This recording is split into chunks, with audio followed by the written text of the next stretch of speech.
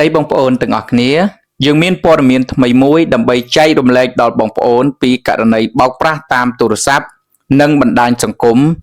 បានកើនឡើងកាន់តែច្រើនហើយមានបងប្អូនខ្លះត្រូវបានចាញ់បោកអស់ប្រាក់រាប់រយរាប់ពាន់និងរាប់ម៉ឺនដុល្លារជាដើម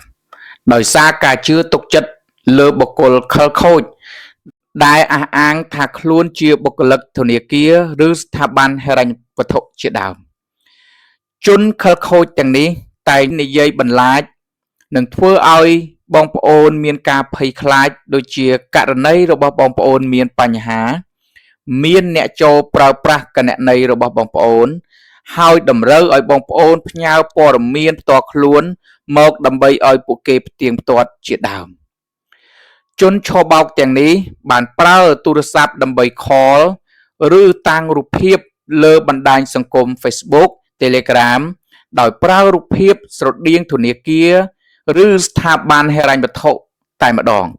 ដើម្បីធ្វើយ៉ាងណាឲ្យបងប្អូនងាយជឿទុកចិត្តជាដើមថ្មីនេះតាមเพจផ្លូវការរបស់ធនាគារ ABA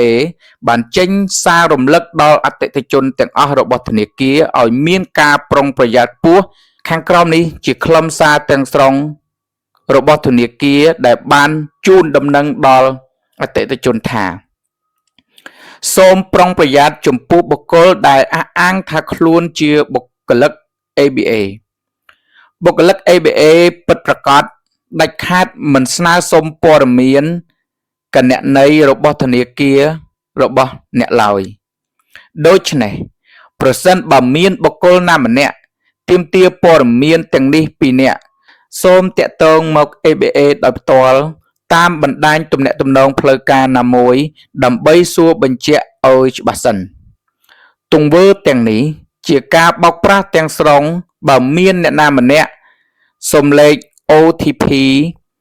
លេខសម្ងាត់ PIN លេខកាត16ខ្ទង់លេខសម្ងាត់ឬព័ត៌មានបើកចូល ABA Mobile របស់អ្នកស្នើឲ្យអ្នកទូទាត់ប្រាក់ឲ្យពួកគេផ្ទាល់ក្រោមហេតុផលដូចជាបង់កម្ចីទទួលបានរង្វាន់ឬ promotion ផ្ដាច់មុខឬសន្យាអនុម័តកម្ចីជាដើមបង្គាប់ឲ្យអ្នកចុចលើលេងផ្ដេសផ្ដាសឬប្រាប់ឲ្យអ្នកធ្វើប្រតិបត្តិការណាមួយនៅលើ app ធនាគាររបស់អ្នកពេលអ្នកដឹងវិធីការពារខ្លួនមិនថាពួកឆបោកប្រល្បិចបែបណាក៏ទៅមិនរួចជាមួយអ្នកដែរប្រសិនបើអ្នកយល់ថាមានភាពមិនប្រក្រតីណាមួយសូមតាក់ទងមកយើងខ្ញុំភ្លាមនិងប្តឹងទៅនគរបាលជាតិប្រឆាំងបទល្មើសបច្ចេកវិទ្យាតាមទូរស័ព្ទលេខ023 726 822ខាងលើនេះគឺជាខ្លឹមសារទាំងស្រុងដែលចេញដោយធនាគារ ABA ជូនដល់អតិថិជនរបស់ខ្លួនយើងដឹងហើយថានៅក្នុងសម័យដែលបច្ចេកវិទ្យាកំពុងតែរីកចម្រើនការបោកប្រាស់ក៏កាន់តែទំនើបដែរដូច្នេះយើងទាំងអស់គ្នាត្រូវតែការពារខ្លួននិងប្រុងប្រយ័ត្នជានិច្ចសូមចែករំលែកព័ត៌មានទាំងនេះទៅកាន់ក្រុមគ្រួសារមិត្តភ័ក្តិនិងមនុស្សជាទីស្រឡាញ់របស់អ្នកជាពិសេសមនុស្សចាស់ដែលងាយរងគ្រោះពីការបោកប្រាស់តាមអនឡាញសូមប្រុងប្រយ័ត្ន1នាទីអាចការពារទ្រព្យសម្បត្តិរបស់លោកអ្នកបានយូរអង្វែងសូមអរគុណ